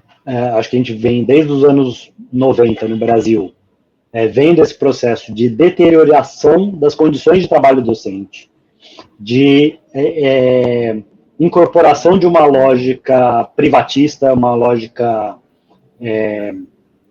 do mercado para dentro das escolas, que vai tirando autonomia e o âmbito de atuação do profissional de educação, né? Em outras palavras, a gente está, desde os anos 90, ouvindo, né, falando nós aqui, professores, né, está desde os anos 90 ouvindo, olha, o professor não é capaz. O professor não é capaz de administrar a escola, transfere a administração da escola para a iniciativa privada. O professor não é capaz de manter a disciplina escolar, transfere a questão da disciplina escolar para as forças militares, né? O professor não é capaz de dar aula. Acho que esse é o mais grave que a gente está ouvindo, né? O professor não é capaz de dar aula, transfere a aula para a plataforma digital, né? A minha pesquisa sobre as plataformas digitais tem mostrado isso. É um mecanismo de esvaziamento do trabalho docente, do conteúdo do trabalho docente. Porque não é que diminui o nosso trabalho, a quantidade de trabalho, a gente trabalha mais. Só que agora a gente trabalha para submetido à plataforma, né? E o projeto de militarização, inclusive é um tema que eu gostaria até de me debruçar mais, é o impacto da militarização no trabalho docente, porque vai ser uma outra forma de submissão, né? Você submete à plataforma digital, você submete ao mercado, de uma forma geral, você submete à avaliação, as avaliações externas, né, que também precisam ser questionadas, e agora você vai submeter também a uma hierarquia militar, de alguém que é um agente totalmente externo à educação, e que vai entrar dentro da escola e dizer para o professor, olha, você é um incapaz, você é um inútil, né? Eu posso substituir o seu trabalho por uma plataforma digital, por um policial militar aposentado e por uma gestão de um cemitério, uma empresa que gere cemitérios e que agora vai gerir a escola. Ou seja, é um ataque direto ao trabalho docente. Eu acho que tudo isso está muito articulado, né? E não é algo novo, eu acho que isso é importante também de frisar. É que durante os anos 90, começo dos anos 2000, além de uma capacidade de resistência maior da categoria, né, dos profissionais de educação, por meio dos seus sindicatos, associações de classe, você tinha, né, uma certa, aquilo que eu estava falando, né, essa certa preocupação dos neoliberais com a institucionalidade democrática, né, com, enfim, parecer pelo menos civilizado, né. Agora a gente está vivendo um ataque ultraliberal da extrema-direita, autoritário, que não está nem aí. Então, eles avançam, inclusive, sobre a própria legislação, né? Então, eles criam um problema para depois a legislação ter que correr atrás. Então, agora quem está discutindo legislação para regular o uso de inteligência artificial dentro da escola, né? Agora quem está acionando o Ministério Público, né, o Judiciário, para dizer que os militares não podem definir o corte de cabelo. Então, eles chegam primeiro fazendo para depois a gente correr atrás. E a gente está numa posição muito complicada, que é sempre correr atrás, sempre na defensiva. Com isso a gente não consegue respirar, né, e se unir, né? Acho que essa é uma preocupação que a gente tem, que a gente vê também nos comentários aqui dos colegas, né? O próprio Alexandre trouxe a questão, vou até projetar aqui a questão dele, né, sobre como que os professores têm percebido essas relações de trabalho, como se de alguma forma, né, os professores têm, né, porque tem uma campanha de uma certa pressão, pelo que eu também vi na mídia, fui acompanhando aqui com os colegas, de um convite não ser bem um convite, assim, uma adesão voluntária, né, mas que há uma certa pressão para adesão e que depois os professores falam assim, não, a gente agora não quer mais, enfim, então tem todo também um jogo de poder em relação a isso, né, então vou te passar a palavra para você comentar, mas eu já vou trazer o Daniel, que ele trouxe algumas questões também importantes aqui, e ele pode também complementar pessoalmente aqui, tá? Deixa eu te colocar, mas só destaquei algumas coisas que o Alexandre trouxe que complementam, né, essa discussão sobre trabalho docente. Trazendo o Daniel aí. Você quer responder primeiro, Ricardo? Depois eu falo? Pode ser. Pode ser. Só para não esquecer aqui do documentário dele. Sim, claro.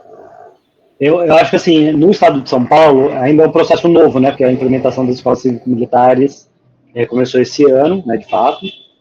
Teve uma repercussão no ano passado em relação a essa questão da adesão. Então, tiveram escolas que aderiram, e aí depois a comunidade escolar falou, não, a gente não quer, então elas voltaram atrás, né?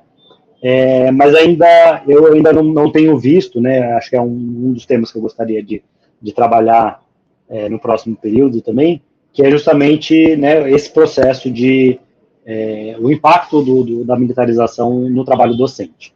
O que a gente vê em outros estados é o surgimento de denúncias, né, de organização da categoria, por meio dos sindicatos, né, contestando esse modelo, e, né, veio à tona, né, também no ano passado, o caso de professores e professoras, né, acho que foram 2 professoras e um professor, que morreram em sala de aula, morreram dentro da escola, né, e, se não me engano, desses 3 casos que aconteceram no Paraná, 2 eram escolas cívico-militares.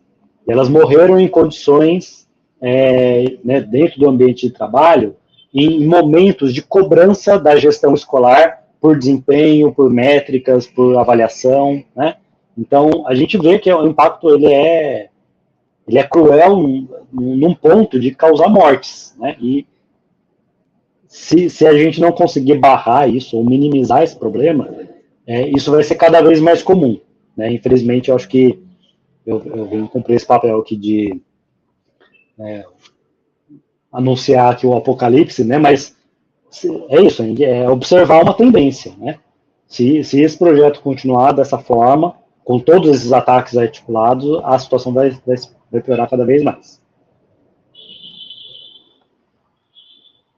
Obrigada, Ricardo. Daniel, te passo a palavra aí para você mesmo debater o que você trouxe no chat. Bom, Ricardo, parabéns aí pela apresentação, foi bastante enriquecedora e reflexiva, apocalíptica, mas a gente está acostumado no CBCE ao apocalipse para tentar resistir, né? Eu fiz duas perguntas para você, a primeira acho que já foi um pouco comentada com a Isabel, mas eu faço parte de uma pesquisa ampla do Estado de São Paulo pela Unifesp, e a gente percebe uma pressão, efetivamente, para os diretores assumirem escolas cívico-militares, ou quando eles não assumem o que a gestão quer, mesmo que não se torne escola cívico-militar, esses gestores estão sendo afastados. Então, todo mundo viu os gestores, vários diretores sendo praticamente expulsos das escolas. Há um caso na pesquisa que eu faço parte da comunidade ter votado para não virar escola integral. A rede foi lá e tirou o diretor, e aí agora faz o que quiser, ou tem menos resistências, né? Então, a minha pergunta tinha sido se você já viu, né, a literatura vem trazendo esses casos, e o quanto que é difícil fazer pesquisas em escolas cívico-militares, porque ninguém permite. Dificuldades, né? Eu tinha feito uma reflexão específica para a comunidade de educação física, Ricardo, para você pensar com a gente. A educação física é uma área com resquícios militar. E tanto que lá na ditadura militar se coloca educação moral e cívica e educação física, né?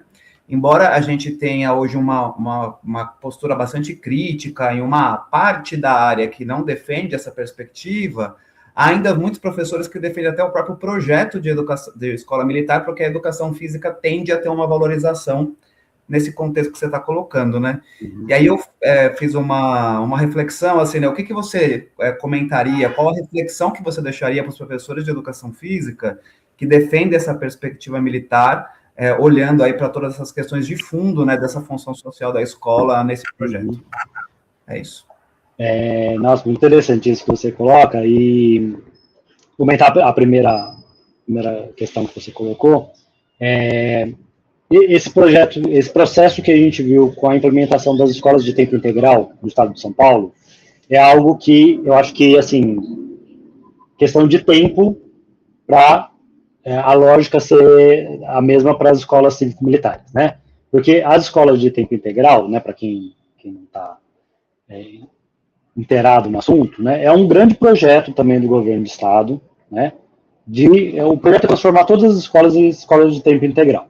Só que ainda está passando, né, tentando passar por um crivo democrático, né, de aprovação da comunidade escolar. E o que a gente está vendo é que quando a comunidade escolar recusa esse projeto de escola de tempo integral, ele é implementado do mesmo jeito, né? E essas situações que você relatou, né, de afastamento de diretores, de imposição. Então, em Campinas, eu acompanhei alguns casos de escolas em Campinas que passaram por esse projeto, a comunidade toda fala, não, gente, a gente não quer a escola de tempo integral, porque os nossos estudantes trabalham, né? Tinha ensino noturno, tinha diurno, então tinha uma flexibilidade, tinha EJA, né? Tinha um monte de coisa, e aí a Secretaria de Educação não quis conversa, ignorou completamente essa consulta da comunidade e implementou. Nas escolas cívico-militares, pelo menos esse primeiro lote aí de 100 escolas cívico-militares, foram escolas que aderiram, né, mais ou menos democraticamente, porque a gente também não sabe como que se dá esse processo interno de consulta à comunidade, a gente sabe que pode ter outros interesses ali, né, mas é questão de tempo, isso vai ser a cereja do bolo da campanha eleitoral do Tarcísio aqui em São Paulo. Certo? Então, esse ano é ano de eleição, ele vai ser candidato, né, à reeleição. Isso vai ser o carro-chefe do projeto dele para a educação do estado de São Paulo. Então, a implementação vai começar a se dar a toque de caixa e de forma autoritária, e é esse mesmo processo que a gente viu nas escolas de tempo integral, né? É questão de meses para a gente vivenciar isso com as escolas militares. A segunda questão, né, mais relacionada à educação física, foi algo que, na verdade, quando eu estava preparando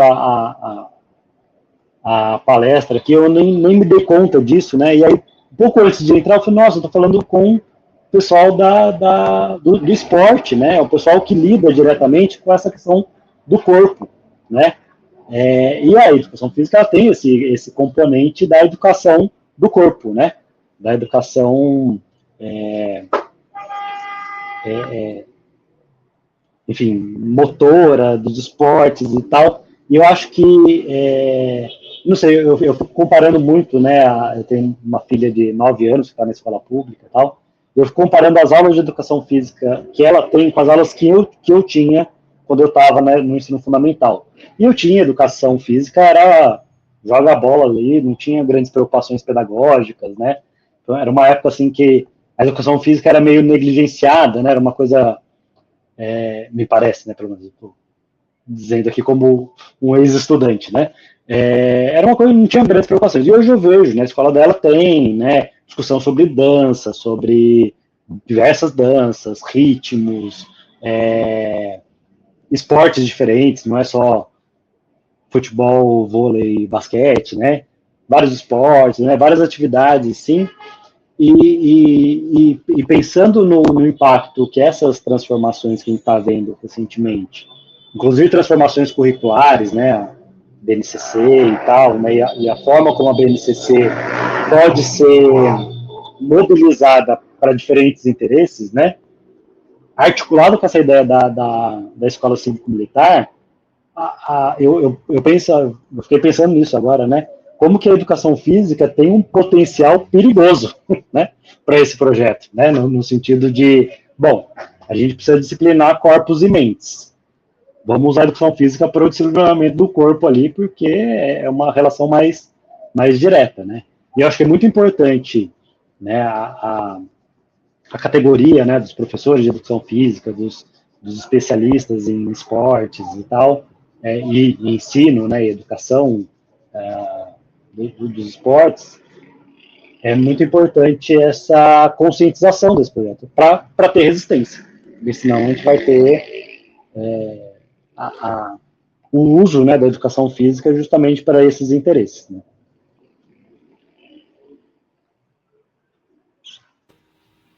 Acho que o Ricardo traz um pouco essas reflexões, né, a partir das nossas provocações, e estamos aqui já que o nosso tempinho passou um pouquinho, né, que a gente marcou até as 21h, então agradecer mais uma vez. A gente tem mais uma pergunta do Luciano, que eu estou projetando aqui, né, que acho que talvez te ajude a fazer uma conclusão, né, Ricardo? Por isso eu também acabei deixando ela agora para esse momento, né?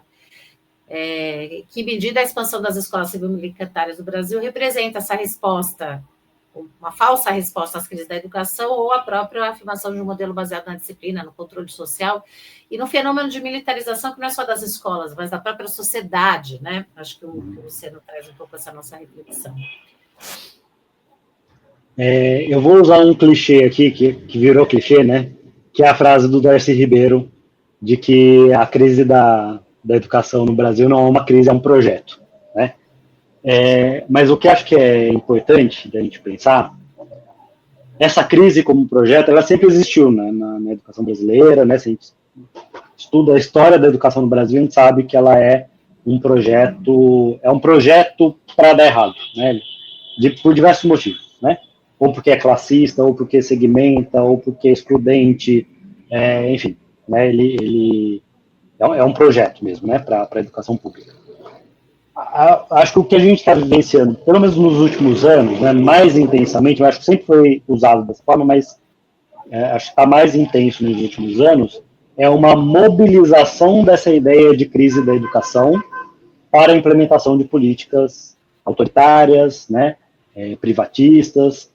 Então, eu acho que essa questão, né, que o Luciano coloca, acho que ela vem bem para fazer esse fechamento, né?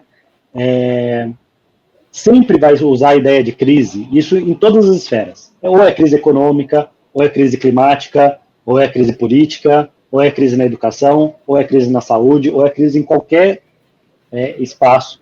A crise ela é sempre mobilizada para a implementação de soluções que não solucionam, mas elas respondem a outros interesses, né? A crise na gestão pública, vamos privatizar. Crise da Petrobras, vamos privatizar. Crise dos bancos públicos, privatiza. Crise da saúde, privatiza. Ou seja, qualquer crise, ela é mobilizada no sentido de justificar soluções que não solucionam, mas que respondam aos interesses do capital, aos interesses das classes dominantes, aos interesses, né, dessa extrema-direita, né, agora em relação à educação. Então é isso. O Escola Sem Partido surgiu como uma resposta a uma crise de legitimidade da educação, porque os professores estavam se tornando doutrinadores, né? Antes fosse. A privatização surge como uma resposta a uma crise de gestão, uma crise financeira, né? A terceirização da merenda para solucionar a crise dos recursos públicos para a merenda. Ou seja, é sempre uma crise para ser solucionada. A ideia nunca é solucionar a crise, porque se resolve a crise, você não tem mais justificativa para implementar políticas, né, de austeridade, políticas privatistas, né, de controle, enfim. Então, acho que é isso. A crise ela sempre vai ser mobilizada para algum fim, e este fim é sempre prejudicial às camadas mais pobres, aos trabalhadores, aos professores, aos estudantes, né, aos setores mais vulnerabilizados da sociedade. E a gente está aqui para lutar contra isso, para se posicionar, né? Acho que convite, né, a toda a comunidade do CBCE aqui do Estado de São Paulo para ler a nossa nota de repúdio, republicá-la. Acho que eu também coloquei uma reflexão aí sobre ações que a gente tem que empreender na própria divulgação, com os meios que a gente tem das redes sociais, da internet, porque eu acho que a direita usa muito bem isso, né? E a gente precisa, talvez, refletir um pouco como é que a gente vai conscientizar também a comunidade que acaba caindo nesse discurso, né? De melhoria do desempenho, né? Então, acho que a gente também tem que fazer um pouco nossa reflexão. Então, agradecer muito, né, Ricardo, seu aceite, o Daniel aqui que está também participando aqui do debate, todo o pessoal da secretaria, né, a Elaine, a Val, que precisou sair, Bruna, a Mirvane, que estão aqui com a gente, e convidar, né, os colegas que estão aqui acompanhando. A live vai ficar gravada, pode ser retomada para divulgar esse conteúdo. Nós tivemos, né, convidamos o Valmir, que é o coordenador das Secretarias Estaduais de Educação, que é da Diretoria Nacional do CBCE, para estar aqui conosco. Ele, infelizmente, teve um imprevisto familiar, então não pôde estar presente, mas a gente está em articulação constante com a Diretoria Nacional para desempenhar, né, essas ações que o CBCE traz, tanto do posicionamento que a gente tem em relação ao que está acontecendo no nosso entorno, na nossa sociedade, na educação, como da próprio fomento à pesquisa científica no campo, né? Então, mais uma vez, te agradecer, está todo mundo aqui em tela, para te agradecer muito, né? E vamos continuar acompanhando as suas pesquisas para divulgá-las e articular aqui com o nosso pensamento em educação física. Agradeço muito mais uma vez, agradeço muito o convite, parabenizar a nova gestão. Espero que a gente tenha aí. Espero não, a gente vai ter longas batalhas pela frente, espero que a gente se encontre aí nas trincheiras. Muito obrigada, pessoal. Vou finalizar a transmissão. Só se alguém do palco aqui quiser dar mais uma palavrinha, me avisa aqui, senão eu vou fechar nossa transmissão. A gente extrapolou um pouquinho, mas tivemos aquele probleminha no começo, então fica o convite aí para a gente se ver e se lutar junto aí contra esse projeto de ataques à nossa docência. Um abraço, gente. Boa noite, bom fim de semana para todo mundo.